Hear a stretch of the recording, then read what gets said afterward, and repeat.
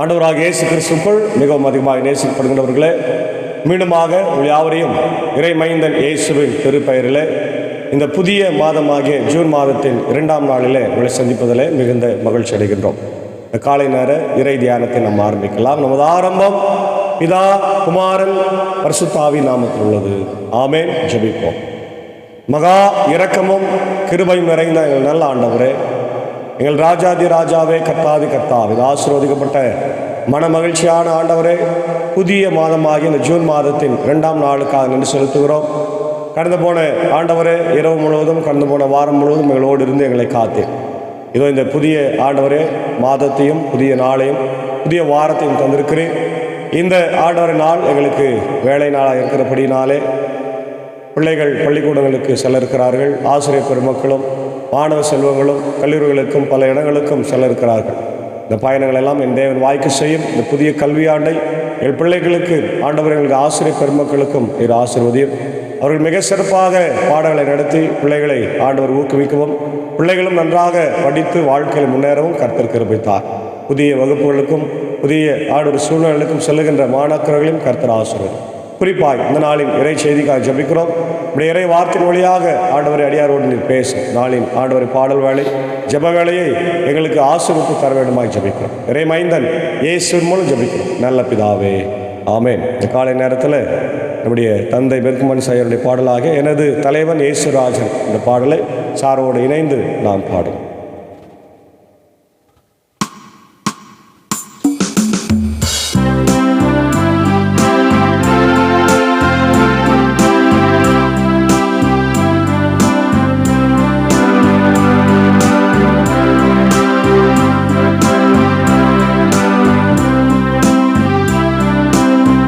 எனது தலைவன் இயேசுராஜன் மார்பில் சாய்ந்து சாய்ந்து மகிழ்ந்து மகிழ்ந்திருப்பேன். எனது தலைவன் இயேசுராஜன் மார்பில் சாய்ந்து சாய்ந்து மகிழ்ந்து மகிழ்ந்திருப்பேன்.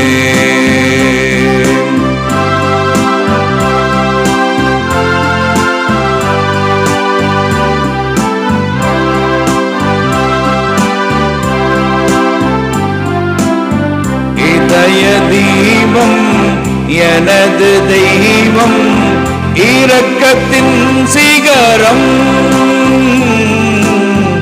இதய தீபம் எனது தெய்வம், இரக்கத்தின் சிகரம்.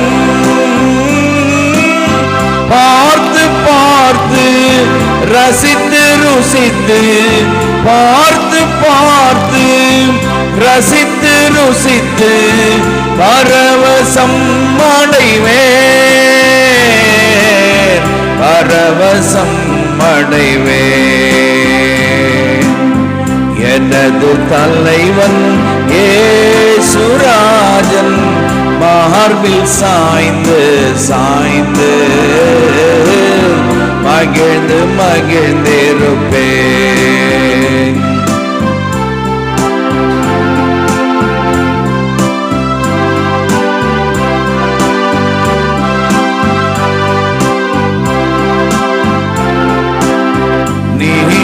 தேவன் வெற்றி வேந்தன், அமைதியின் மன்னன்.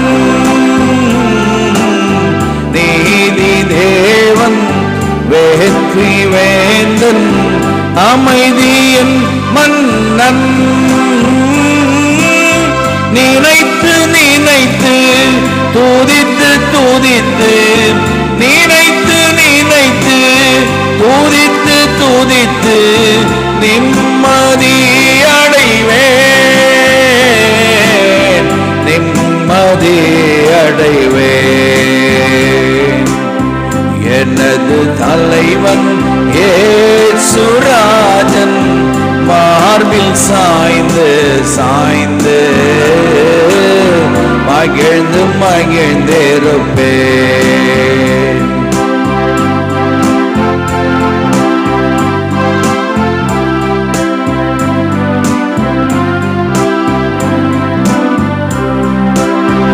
நல்ல மேய்ப்பன் குரலை கேட்டேன், நாளும் பின்தொடர்வேன்.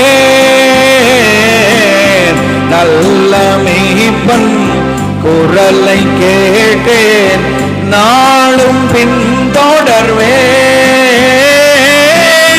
தோளில் அமர்ந்து கவலை மறந்து, தோளில் அமர்ந்து கவலை மறந்து தொடர்ந்து பயணம் செய்வேன், தொடர்ந்து பயணம் செய்வேன். எனது தலைவன் இயேசுராஜன் மார்பில் சாய்ந்து சாய்ந்து மகிழ்ந்து மகிழ்ந்திருப்பேன்.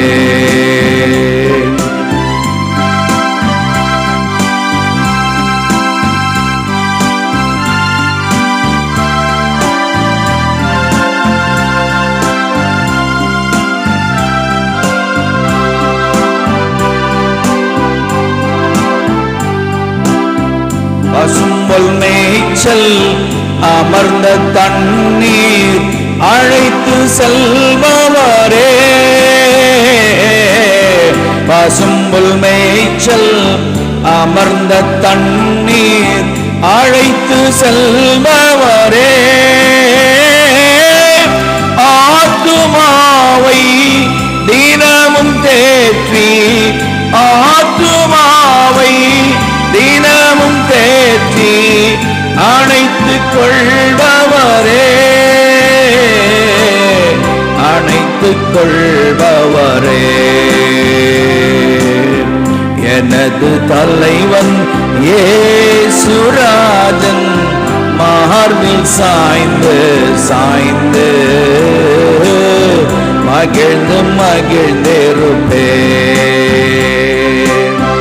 எனது தலைவன் இயேசுராஜன் மார்பில் சாய்ந்து சாய்ந்து மகிழ்ந்து மகிழ்ந்திருப்பேன், மகிழ்ந்து மகிழ்ந்திருப்பேன், மகிழ்ந்து மகிழ்ந்திருப்பேன், மகிழ்ந்து மகிழ்ந்திருப்பேன்.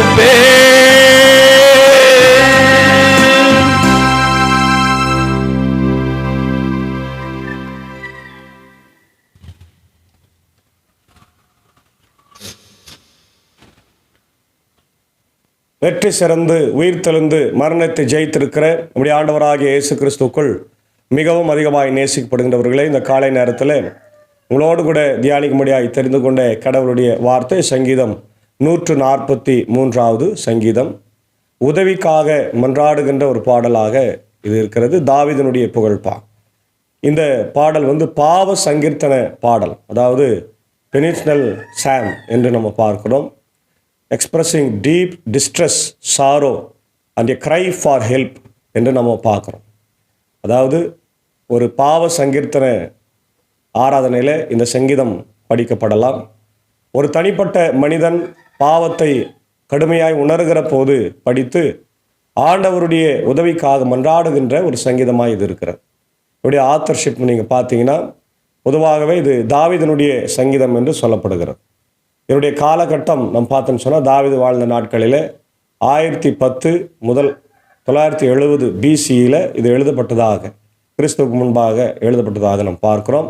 இதனுடைய வரலாற்று பின்னணி நம்ம பார்க்கும்போது தாவீது ஒரு மிகப்பெரிய ஒரு ஆபத்தில் சிக்கியிருக்கின்றார். அது என்ன ஆபத்து என்று நமக்கு தெரியும். சவுல் அரசன் தாவீதை கொலை செய்ய தேடிக்கொண்டிருக்கிறத நம்ம பார்க்குறோம். அப்போது இவர் துன்புறுத்தலில் மிகுந்த மனவேதனையோடு வலியோடு இருக்கிற நேரத்தில் இதை பாடினார் என்று நாம் பார்க்கிறோம். 1 சாமுவேல் 19ஆம் அதிகாரம் முதல் 31ஆம் அதிகாரம் வரையில் அந்த சம்பவங்கள் பதிவு செய்யப்பட்டிருக்கிறது. ரெண்டாவது, ஆவிக்குரிய வாழ்க்கையில் ஏற்படுகின்ற இடர்பாடுகள், த ஸ்பிரிச்சுவல் ஸ்ட்ரகிள்ஸ் என்று நாம் பார்க்குறோம். ஆண்டவருடைய வார்த்தையில் விட்டு விலகி போகிறது, ஜபிக்க முடியாமல் இருப்பது, ஆலயத்துக்கு போகாமல் இருக்கிறது. நம்முடைய வாழ்க்கையில் கூட நமக்கு நிறைய காரியங்கள் நம்ம அதெல்லாம் பார்க்குறோம் இல்லையா? இப்போ நம்முடைய வாழ்க்கையிலும் இப்படிப்பட்ட டேஞ்சர்ஸ், ஆபத்துக்களை கடந்து வருகிறோம், ஸ்பிரிச்சுவல் டேஞ்சர்ஸை ஸ்ட்ரகிள்ஸை கடந்து வருகிறதெல்லாம் நம்ம பார்க்குறோம். முக்கியமாக இதில் நம்ம பார்க்குற தீம் அப்படின்னு பார்த்தீங்கன்னா, cry for help. The psalm is a heartfelt cry for help and deliverance from distress. ஒரு சோர்வில் இருந்து, மிகப்பெரிய வழியில் இருந்து, வேதனையில் இருந்து நான் அழுகிறேன் என்று சொல்லி தாவீது சொல்லுகிறத நம்ம பார்க்கின்றோம். அதற்காக ஒரு அழைப்பை நம்ம இதை பார்க்கிறோம். ரெண்டாவது, ட்ரஸ்ட் இன் காட்ஸ் ரைச்சஸ்னஸ். ஆண்டவருடைய நீதியில் அவன் நம்பிக்கை கொண்டிருக்கிறான். அதான் முக்கியமான. எந்த சூழ்நிலையிலும் ஆண்டவர் எனக்கு நீதி வழங்குவார், எனக்கு வாழ்விலே ஆசீர்வாதத்தை தருவார் என்ற நம்பிக்கையில் நம்ம இருக்கின்றோம். மூன்றாவது, ஆண்டவருடைய வழிகாட்டுதலுக்காய் நிற்பது. Desire for guidance of God. கடவுள் தனக்கு காட்டுகின்ற வழியை அவன் பிடித்து கொண்டிருக்க வேண்டும். அப்போது இதை தியாலஜிக்கல் சிக்னிஃபிகன்ஸாக நம்ம பார்க்கும்போது, இறையியல் சிந்தனையில் மனிதனுடைய நிலையற்ற தன்மை, த ஹியூமன் வல்னரபிலிட்டி. இப்போ நம்ம பார்க்குறோம், கொரோனா மீண்டும் புதிய வேரியண்ட் சைனாவில் ஆரம்பித்து இருக்கிறது என்று சொல்லி எல்லாம் சொல்கிறாங்க. அது இன்னும் பயங்கரமாக இருக்கும், கடுமையாக இருக்கும். ஒருவேளை பழைய நிலைமை 2020 ஏற்பட்ட நிலைமையெல்லாம் வரும் என்று கூட சொல்லுகிறார்கள். ஆனால் அந்த அளவுக்கு போகக்கூடாது என்பதுதான் நம்முடைய வேண்டுதலாக இருக்கிறது. இதுதான் என்ன நடக்கும், uncertainty of our human life, vulnerability. என்ன நடக்கும், என்ன ஆக போகுதுன்னே தெரியாத ஒரு சூழ்நிலையில் நம்ம வாழ்ந்து கொண்டிருக்கிறோம். ஆனாலும் இந்த சூழ்நிலையில் கடவுளை நோக்கி நாம் கூப்பிடும்போது கடவுள் நமக்கு உதவி செய்கின்றவராக இருக்கிறார். அடுத்தது, காட்ஸ் சோவரினிட்டி, அவர் ஆளுகை. இந்த உலகம் முழுவதும் அவருடைய ஆளுகை இருக்கிறது. என்னதான் ஆபத்து, விபத்து, நாசம், மோசம், வியாதி, பலவீனங்கள், கொரோனா போன்ற பிரச்சனைகள் வந்தாலும் ஆண்டவர் நம்மோடு இருந்து நம்மளை காக்கிறவராக இருக்கிறார். அல்லேலூயா. அதான் நம்ம பார்க்குறோம். The psalm affirms God's sovereignty and control over all circumstances. எல்லா சூழ்நிலையிலும் கடவுள் இந்த வரலாற்றை, உலகத்தை அவர் ஆளுகை செய்கின்றவரார். God is controlling the world. ஆமென். கடவுள் இந்த உலகத்தை அவர் ஆளுகை செய்கின்ற எல்லா சூழ்நிலையும் அவர் பார்த்துக்கிறார். அதனால் நம்ம அவர் மேலே வைக்க வேண்டியது மூன்றாவது, ஃபெய்த் அண்ட் ட்ரஸ்ட், இல்லையா? விசுவாசத்தையும் நம்பிக்கையை நம்ம வைக்க வேண்டும் என்று சொல்லப்பட்டிருக்கிறத நம்ம பார்க்கணும். அதுதான் இந்த சங்கீதத்தினுடைய மிக முக்கியமான கருப்பொருள். அப்போது இது கருப்பொருளே என்னன்னாக்கா, cry out in distress. Cry out in distress. துன்பத்தில், துயரத்தில் இருக்கும்போது ஆண்டவரை நோக்கி கதறுங்கள் என்ற ஒரு சத்தியத்தை நாம் இந்த பகுதியில் பார்க்கிறோம். Overwhelmed by trouble. அதாவது அதிகமான துன்பத்தை ஒருவன் சந்தித்தா என்ன பண்ணுவான்? ஓன்னு உட்காந்து அழுவாங்க, இல்லையா? நிறைய பேருடைய வாழ்க்கையில் நம்ம அதை பார்த்துருக்கேன். நம்ம வாழ்க்கையில் கூட நிறைய நேரத்தில் நிறைய துன்பங்கள். எந்த பக்கம் போனாலும் பிரச்சனை. மேற்கு பக்கம் போனாலும் பிரச்சனை, கிழக்கு பக்கம் போனாலும் பிரச்சனை, தெற்கு பக்கம் போனாலும் பிரச்சனை, வடக்கு பக்கம் போனாலும் பிரச்சனை. எங்கே பார்த்தாலும் 8 திசையில் எனக்கு பிரச்சனை இருக்குதுன்னு நம்ம பார்க்குறோம், இல்லையா? இஸ்ரவேல் மக்கள் வனாந்தரத்தில் பயணம் பண்ணுகிற போது பின்னாடி எகிப்தியர்கள் வந்துட்டாங்க. முன்னாடி பார்த்தா என்ன இருக்குது? செங்கடல், சுற்றி மலை, எங்கேயும் ஓட முடியாது. தேவர் லாக்டு. அப்போ மிகுந்த மனவேதனையோடு கூக்குறது, ஐயோ நாங்கள் எகிப்தில் செத்து மடிந்திருப்போம், அங்கேனா எங்களை அடக்கம் பண்ணி இருப்பாங்க. ஆனால் இங்கே வனாந்தரத்தில் எங்களை சாகடிக்கவா கொண்டு வந்தீர் என்று மோசே கிட்ட கேட்குறாங்களே. அது என்னன்னாக்கா, அவங்களுடைய பயம்தான், அவங்களுடைய அந்த டிஸ்ட்ரெஸ், அவங்களுடைய அந்த ட்ரபிள், ஓவர்வெல்ம்டு, இல்லையா? அதிகமான அந்த கஷ்டங்களை பொறுக்க முடியாதுதான் அந்த வார்த்தைகள் வெளியே வருகிறது நம்ம பார்க்க முடிகிறது. அதான் நம்ம பார்க்குறது. Psalmist distress describe the Psalm's feelings of being overwhelmed. அவனுடைய சிந்தனை, அவனுடைய வாழ்க்கையில் அவன் சந்தித்த பிரச்சனைகள். இப்போ தாவீதுக்கு என்ன பிரச்சனைனா, சின்ன வயசுலேருந்து மகிழ்ச்சியாக இருக்கிறான், சந்தோஷமாக இருக்கிறான். ஆனால் ஒரு பக்கத்தில், இன்னொரு பக்கம் அவங்க வாழ்க்கை வந்து நீங்கள் பார்த்தீங்கன்னா ஓவர்வெல்ம்டு பை ட்ரபிள் தான். ஏன்னா அவன் 8வது மகனாக இருக்கிறான், கடைசி மகன். எல்லா 7 பிள்ளைகளையும் அவங்க அப்பா எங்கே விட்டுறாங்க? மிலிட்ரியில் விட்டுறாரு. கவர்மெண்ட் சேலரி, ஒரு மதிப்பு, மரியாதை இருக்குது. ஆனால் இவனை ஆடு மேய்க்கிறதுக்கு விட்டுறாரு. அதுவே அவனுக்கு ஒரு டிஸ்ட்ரெஸ் தான், ஒரு டிஸ்கரேஜ்மெண்ட் தான். ஆனாலும் அவன் அதை ஆண்டவருக்காக அவன் மாற்றி பாட்டு பாடி ஜெபம் பண்ணி இருக்கிறான். கடவுள் அதை மாற்றுகிறார் பாருங்க. அவன் வாழ்க்கையை மாற்றி இஸ்ரவேலுக்கு ராஜாவாக வைக்கிறார். சரி, ராஜாவாக உயர்த்திட்டார், இல்லையா? அபிஷேகம் பண்ணிட்டார். அப்பவும் சவுல் விட்டானா, சவுல் அவனை கொலை செய்ய பார்த்தான். அப்போது எப்போ பார்த்தாலும் பிரச்சனைகள், துன்பம், இல்லையா? சொந்த பந்தம், இல்லையா? உலக மக்கள், நண்பர்கள். இன்றைக்கு இப்படிப்பட்ட சூழ்நிலையில் இருக்கிற போது தான் நம்மளும் கூட என்ன பண்ணுறோன்னா பிரச்சனையில் சிக்கி கொள்ளுகிறோம். அதுதான் நாங்கள் நம்ம பார்க்குறோம். 1 முதல் 7 வசனங்களில் நம்ம அதை பார்க்கிறோம். ஆண்டவரே, என் மன்றாட்டை கேட்டருளும். நீர் நம்பிக்கைக்கு உரியவராய் இருப்பதால் உமது இரக்கத்திற்காக நான் எழுப்பும் மன்றாட்டுக்கு செவிசாய் தருளும். உமது நீதியின்படி எனக்கு பதில் தாரும். தண்டனை தீர்ப்புக்கு அடியானை இழுக்காதேயும். ஏனெனில் உயிர் வாழ்வோர் எவரும் உமது திருமுன் நீதிமான் இல்லை. எதிரி என்னை துரத்தினான், என்னை தரையிலிட்டு நசுக்கினான். என்றோ இறந்தவர்களைப் போல நான் இருட்டிலை கிடக்க செய்தான். எனவே என்னுள்ளே என் மனம் ஒடுங்கி போயிற்று, என் உள்ளம் எனக்குள்ளே சோர்ந்து போயிற்று. பண்டைய நாட்களை நான் நினைத்து கொள்ளுகின்றேன். உம்முடைய செயல்கள் அனைத்தையும் குறித்து சிந்தனை செய்கின்றேன். கைவினைகளை பற்றி ஆழ்ந்து சிந்திக்கிறேன். உம்மை நோக்கி என் கைகளை உயர்த்துகிறேன். வறண்ட நிலம் நீருக்காக தவிப்பது போல என் உயிர் உமக்காக தவிக்கிறது. ஆண்டவரே, விரைவாக எனக்கு செவிசாய் தருளும். ஏனெனில் என் உள்ளம் உடைந்து விட்டது என்று தன்னுடைய வாழ்வின் நிலைமையை குறித்து மிகுந்த அந்த அழுகையோடு புலம்பலோடு சொல்றார். The enemy attacks the role, இல்லையா, the role of Psalms in distress. அதை ரொம்ப அழகாக அவர் எடுத்துரைக்கிறார். ரெண்டாவது பார்த்தீங்கன்னா 9 முதல் சில வசனங்களில் the cry out to God, ஆண்டவரிடத்துல அழுவது, அது ரொம்ப முக்கியம். இன்னைக்கு நம்ம கூட அழுறோம். அழுவது என்பது நிறைய நமக்கு பாரத்தை குறைக்கும். அதனால்தான் மரண வீடுகளில் போய் அவங்க அழுகிற போது, அதுவும் குறிப்பாக பெண்கள் அழுவ போது அவங்களுடைய வீட்டில் இறந்துட்டவங்களெல்லாம் நினச்சி அழுவாங்களாம், இல்லையா? கிராமத்துலலாம் பார்த்தோன்னா அவங்க கணவர் இறந்ததை சொல்லி அழுவாங்க, அவங்க பிள்ளைகள் இறந்ததை சொல்லி அழுவாங்க, சொந்தக்காரங்க இறந்ததை சொல்லி அழுவாங்க.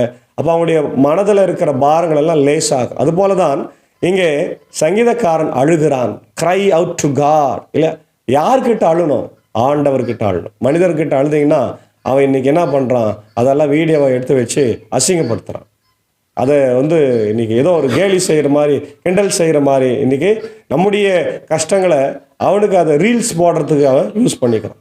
இன்னைக்கு ஆண்டவர்கிட்ட நம்ம அழுதால் ஆண்டவர் நம்முடைய வாழ்க்கையில், ரியல் லைஃப்பில் நம்முடைய வாழ்க்கையில் இருக்கிற எல்லா கஷ்டங்களையும் மாற்றுகிறார். அல்லேலூயா, பிரைஸ் தி லார்ட். அதான் நம்ம பார்க்கணும். The psalmist prayer, cry for help and deliverance, விடுதலைக்காக, உதவிக்காக அவன் மன்றாடுகிறான். அடுத்தது trust in God's righteousness, ஆண்டவருடைய நீதி தீர்ப்பின் மேலே அவன் நம்பிக்கையோடு, அதை நம்ம முன்னாடியே நம்ம பார்த்தோம். அடுத்தது நம்ம பார்க்குறோம் teach me to live, எப்படி வாழணும்னு எனக்கு கற்றுக்கூட ஆண்டவரேன்னு கேட்குறோம். நம்ம கூட இன்றைக்கி நிறைய ஆலோசனைகளை கேட்குறோம். நிறைய துர ஆலோசனை தான் தராங்க, பள்ளத்தில் தள்ளுறதுக்கு தான் பார்க்குறான் இன்றைக்கி, இல்லையா? ஆனால் இங்கே ஆண்டவர்கிட்ட அவன் கேட்குறான், ஆண்டவரை நான் எப்படி வாழணும்? ஆண்டவர், நான் நல்லா இந்த உலகத்தில் ஆசீர்வாதமாக வாழணும்னா உம்முடைய எனக்கு ஆலோசனைகளை தாரும், இல்லையா? The request for guidance and instructions, அதான் முக்கியம். ஆண்டவருடைய இன்ஸ்ட்ரக்ஷன்ஸை, ஆண்டவருடைய வார்த்தையை எனக்கு தாரும் என்று கேட்குற பாருங்க, ரொம்ப முக்கியமான. ஏன்னா living according to God's will, கடவுளுடைய சித்தத்திற்கு ஏற்ப வாழ வேண்டும் என்று அவன் விரும்புகின்றான், இல்லையா?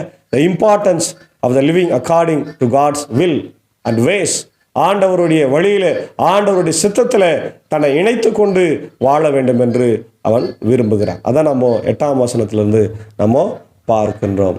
என்னிடமிருந்து உம் முகத்தை மறைத்து கொள்ளாதே, இல்லையெனில் படுகுழி செல்வோரில் ஒருவராகி விடுவேன்.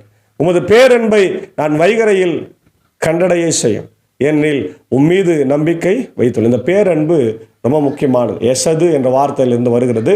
அதாவது குடல் துடிக்கும் அன்பு.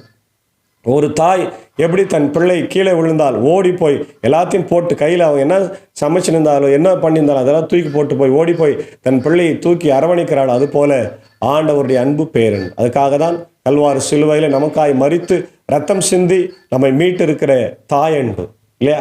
அவர்தான் நமக்கு தாயுமானவர், அவர்தான் நமக்கு தந்தையுமானவர், அவர்தான் நமக்கு வாழ்க்கையில் எல்லாமாக இருக்கிறார். ஆகவே அவர் ஆசீர்வதிக்கின்ற இந்த நாளை நம்ம பெற்றுக்கொண்டிருக்கிறோம். அதனால தான் நம்ம இங்கே பார்க்குறோம், உமது பேரன்பை நான் வைகரையில் கண்டடைய செய்யும், ஏனெனில் உம்மீது நம்பிக்கை வைத்துள்ளேன். நான் நடக்க வேண்டிய அந்த வழியை எனக்கு காட்டியருளும் என்று கேட்கின்றார். ஏனெனில் உம்மை நோக்கி என் உள்ளத்தை உயர்த்துகின்றேன். ஆண்டவரே, என் எதிரிகளிடமிருந்து என்னை விடுவித்தருளும். நான் உம்மிடம் தஞ்சம் புகுந்துள்ளேன். உம் திருவுள்ளத்தை நிறைவேற்ற எனக்கு கற்பித்தருளும், ஏனெனில் நீரே என் கடவுள். உமது நலமிகு ஆவி என்னை செம்மையான வழியிலே நடத்துவதாக. ஆண்டவரே, உமது பெயரின் பொருட்டு என் உயிரை காத்தருளும்.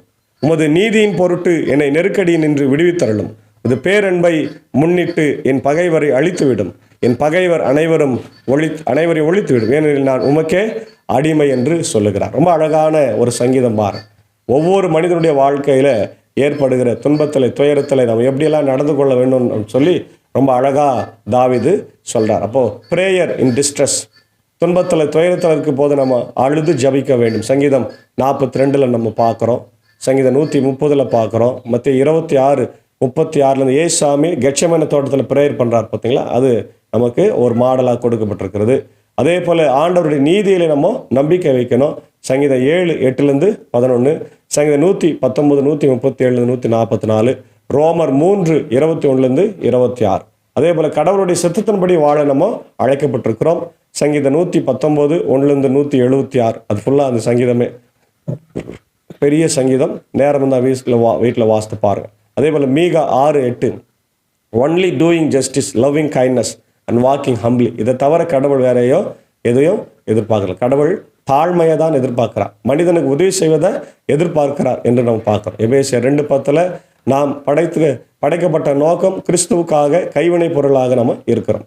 அடுத்தது எனிமி கிட்டேருந்து, அதாவது எதிர்கிட்டேருந்து கடவுள் நம்மளை காப்பாற்றுறார். சங்கீதம் 3:1-8.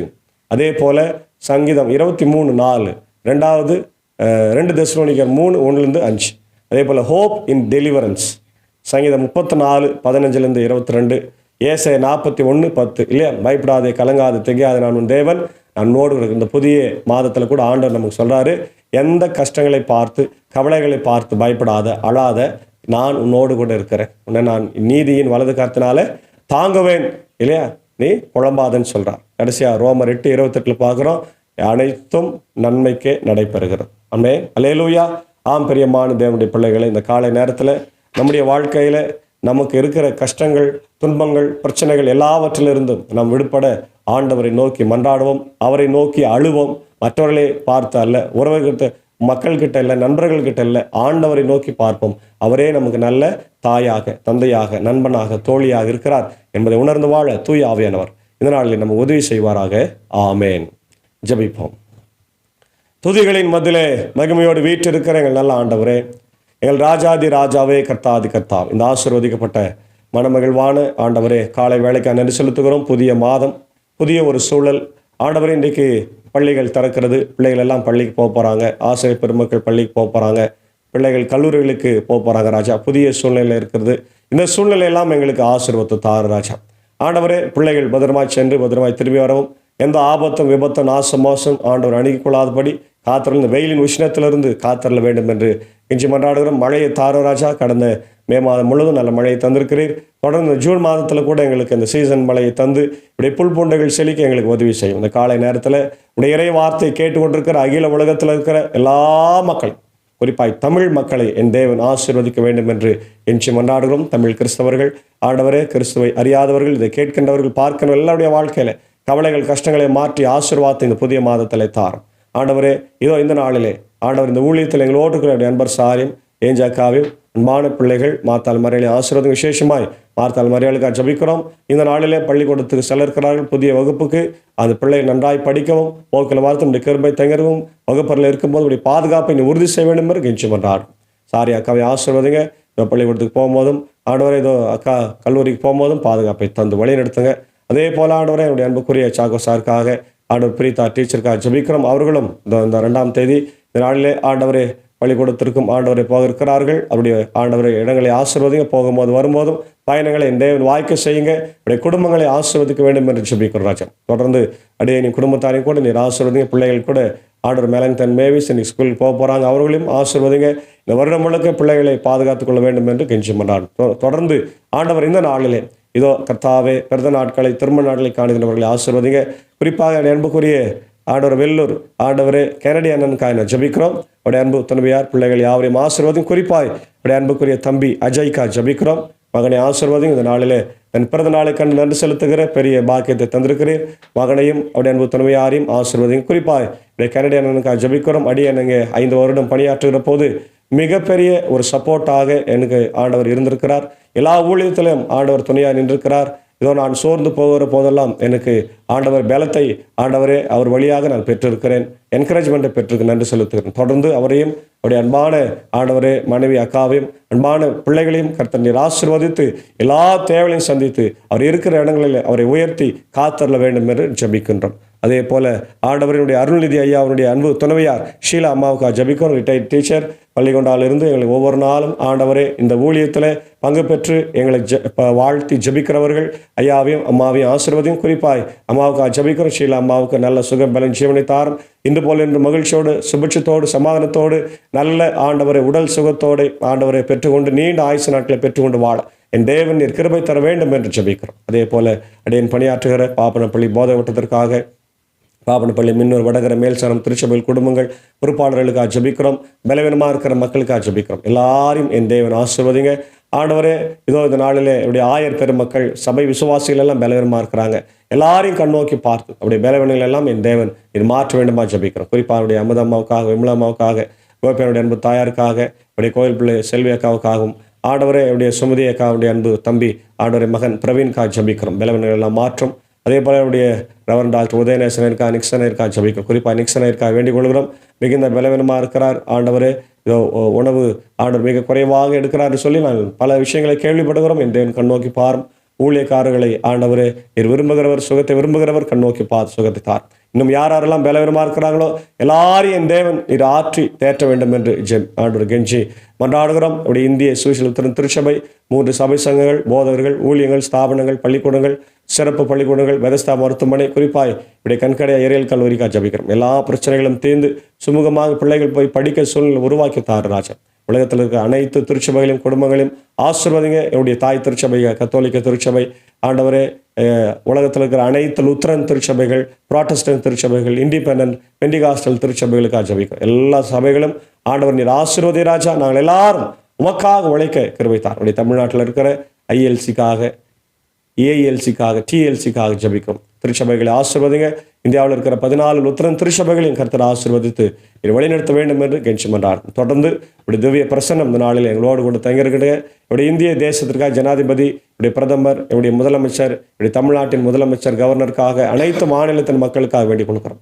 அமைதி சமாதானத்தை ஆண்டவர் ஏற்படுத்தும். இந்த வேலை நாளில் இந்த மாதம் முழுவதும் இப்படி கிருபை, இப்படி ஆசீர்வாதம் எங்களோடு கூட தங்கியிருது எங்களை வழிநடத்த வேண்டும் என்று கெஞ்சி கொண்டாடுறோம். நீரை பொறுப்பேற்றுக் கொள்ளும் ஆசீர்வதியும். துதி கன மகிமை உமக்கே செலுத்துகிறோம். இறைமைந்தன் இயேசுவின் திருப்பெயரில் ஜெபிக்கிறோம். ஜெபம் கேளும் நல்ல பிதாவே, ஆமேன். எல்லா வல்ல தந்தை, மகன், தூயாவின் ஆசிகள் நம்ம அனைவரோடு ஒரு நாளில் இருப்பதாக. ஆமேன். God bless you all.